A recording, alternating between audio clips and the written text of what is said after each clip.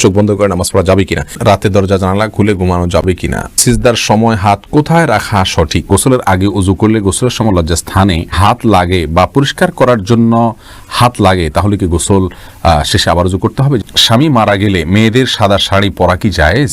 এক মসজিদে টাকা দেওয়ার নিয়ত করে অন্য মসজিদে দেওয়া যাবে কিনা? খাবারের আগে বিসমিল্লাহ বলবো নাকি বিসমিল্লাহির রহমানির রহিম বলবো?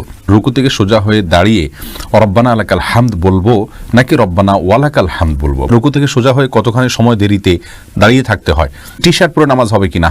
তাহলে চলে যাচ্ছি আমরা সরাসরি প্রশ্ন উত্তরে। মঈন খান জানতে চেয়েছেন জাইতুনের তেল পায়ে দেওয়া যাবে কিনা? যাবে, কোনো অসুবিধা নেই, কোরআনে কোথাও নিষেধ করা হয়নি। যে এস শিমুল জানতে চেয়েছেন জামা পড়া অবস্থায় পুরুষেরা কি নাভির নিচে প্যান্ট পরতে পারবে কিনা? নাভির নিচে প্যান্ট পরতে পারবে যদি উপরে জামা থাকে, কোনো অসুবিধা নেই। রিমাইন্ডুদ্দিন প্রশ্ন করেছেন রুকু থেকে সোজা হয়ে কতখানি সময় দেরিতে দাঁড়িয়ে থাকতে হয়, দয়া করে জানাবেন। দেখুন, রুকু থেকে সোজা হয়ে আমরা কমপক্ষে একবার তাসবিহ পড়া পরিমাণ সুবহানাল্লাহ বলা সমপরিমাণ আমাদেরকে দাঁড়াতে হবে। স্বাভাবিকভাবে সুবহানাল্লাহ বলতে যত সময় লাগে, দাঁড়িয়ে সোজা হয়ে কমপক্ষে এতটুকু সময় দাঁড়াতে হবে। আমরা অনেকে মনে করি দাঁড়িয়েই চলে যেতে পারবো না, আমি সোজা হয়ে দাঁড়ানোর পরে অন্তত অপেক্ষা করতে হবে সুবহানাল্লাহ বলতে যে পরিমাণ সময় লাগে কমপক্ষে এতটুকু, এরপরে আপনি সেজদায় যাবেন। মোহাম্মদ আপনি জানতে চেয়েছেন খাবারের আগে বিসমিল্লাহ বলবো নাকি বিসমিল্লাহির রহমানির রহিম বলবো? ভাই, এ নিয়ে দুই রকমের ব্যাখ্যাই আছে। নবী সাল্লাল্লাহু আলাইহি সাল্লাম সাম্মিল্লাহ এটুকু বলেছেন। এক ব্যক্তি খাবার খাচ্ছিলেন, তাকে বা খাবার খাওয়া প্রসঙ্গে নবী সাল্লাল্লাহু আলাইহি সাল্লাম বলেছেন সাম্মিল্লাহ, মানে আল্লাহর নাম নাও। এখানে সাম্মিল্লাহ আল্লাহর নাম নেওয়া হতে পারে, পুরো বিসমিল্লাহির রহমানির পড়াটাও হতে পারে। এজন্য আপনি বিসমিল্লাহ বলে শুধু যদি খাবার গ্রহণ করেন তাতেই আপনার সুন্নাহ আদায় হয়ে যাবে। আর যদি বিসমিল্লাহির রহমানির পুরোটাই পড়েন তাহলে আরো ভালো, কোনো অসুবিধা নেই ইনশাআল্লাহ বিইذنিল্লাহ। তবে শুধু বিসমিল্লাহ বললেই আপনার বিসমিল্লাহ পাঠ করে খাবারের যে বিষয়টি সেটি আদায় হয়ে যাবে ইনশাআল্লাহ। শহীদ আলম শারমিন জানতে চাইছেন আমরা কি নাপাক পানি থেকে তৈরি, এটা কি সত্য? আমরা যে পানি থেকে তৈরি হয়েছে সেই পানিকে আল্লাহ তাআলা খুবই তুচ্ছ পানি বলেছেন, সেটা নাপাক কিনা এটা নিয়ে ওলামাদের মধ্যে মত পার্থক্য রয়েছে। ইমাম আহমদ ইবনে হাম্বল রাহিমাহুল্লাহ এবং তার অনুসারীদের মতে এটা নাপাক না পাক। তারা বলেন যে নবীদেরকে সৃষ্টি করেছেন আল্লাহ, নাপাক কেন হতে পারে? তো আসলে কোনো উপাদান পরিবর্তিত হয়ে গেলে সেটা তো আর তার মূল বিধানটা থাকে না। যাই হোক, এটাকে আমাদের উলামা ইকরাম বা আবু হানিফা রাহিমাহুল্লাহ সহ অনেকে নাপাক বলেন। তো এটা নিয়ে মত পার্থক্য আছে, একাডেমিক মত পার্থক্য, ওই পানিটা পাক কি না পাক সেটা নিয়ে। সবুজ ভুঁইয়া আপনি জানতে চেয়েছেন আমি যদি নামাজ পড়ার সময় শুধু ফাতিহা পড়ে রুকুতে চলে গিয়ে মনে পড়ে তাহলে কি করব? ভাই সবুজ ভুঁইয়া, সূরা ফাতিহা পড়েছেন, অন্য সূরা মিলাননি, রুকুতে গেছেন, তারপরে মনে হয়েছে আপনি সিজদা সাহু করবেন, কারণ সূরা ফাতিহার পরে অন্য সূরা মিলানো ওয়াজিব ওলামায়ে আহনাফের মতে, আমাদের উলামা ইকরামের মতে। আর এই মতটা দলিলের দিক থেকে বেশি শক্তিশালী এবং সমৃদ্ধ। যদিও আরাবিয়ান স্কলারদের মধ্যে সৌদি আরবের ওলামা ইকরাম এবং হাম্বলি ফিকহ ফলো করেন ওলামা ইকরামের অনেকেই বলেন যে সূরা মিলানো অথবা সূরা ফাতিহা পরবর্তী যে কিরাতের অংশ সেটা ওয়াজিব নয়, সেটা আবশ্যক নয়। আমরা দলিলের আলোচনায় বিস্তারিত গেলাম না, শুধু এটুকু বললাম যে আপনার ওয়াজিব হওয়ার মতটাকে অগ্রাধিকার দিয়ে আপনি সিজদা সাহু করবেন, এটাই আপনার জন্য অধিক নিরাপদ।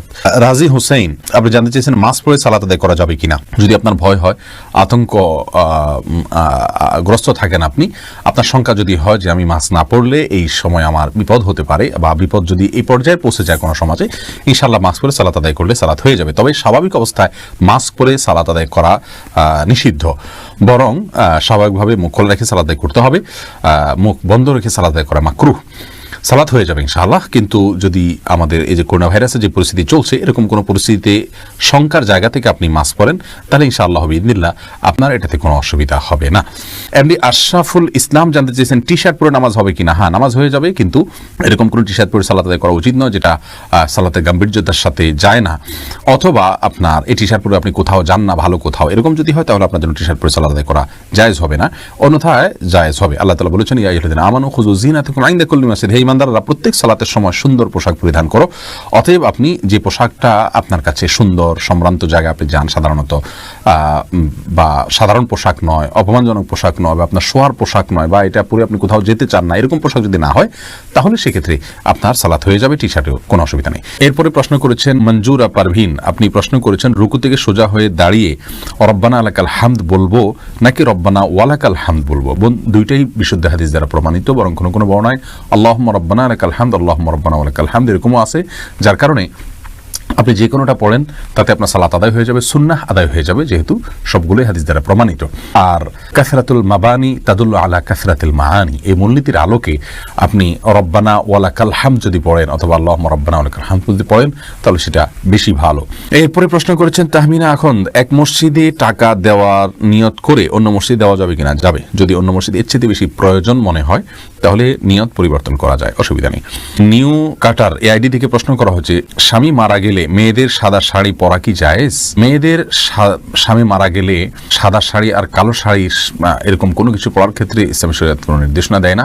ইসলামী শরিয়া বলে কোনো স্ত্রী লোক তার স্বামী যদি মারা যান তাহলে 4 মাস 10 দিন পর্যন্ত তিনি শোক পালন করবেন, আর শোক পালনের অংশ হিসাবে তিনি খুব বেশি সাজসজ্জা করবেন না, গহনাগাতি ইত্যাদি ব্যবহার করবেন না, স্বাভাবিকভাবে চলবেন, সাদাই পড়তে হবে এরকম কোনো কথা নেই।